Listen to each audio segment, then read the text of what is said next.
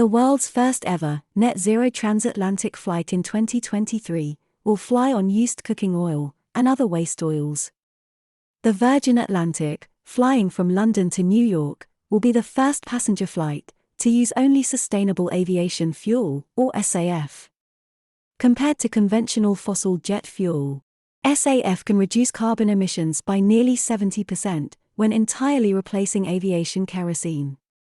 Using 100% SAF, and carbon removal using credits for biochar, a substance that captures and stores carbon removed from the atmosphere, will result in a net zero flight. There are still difficulties, like the need to scale up SAF manufacturing, high fuel production costs, and technology risk at the commercial scale. However, SAF-powered planes offer hope for future greener flights to an industry that could be among the leading emitters of greenhouse gases by the year 2050, if no quick action is taken. Are you hopeful about this innovation?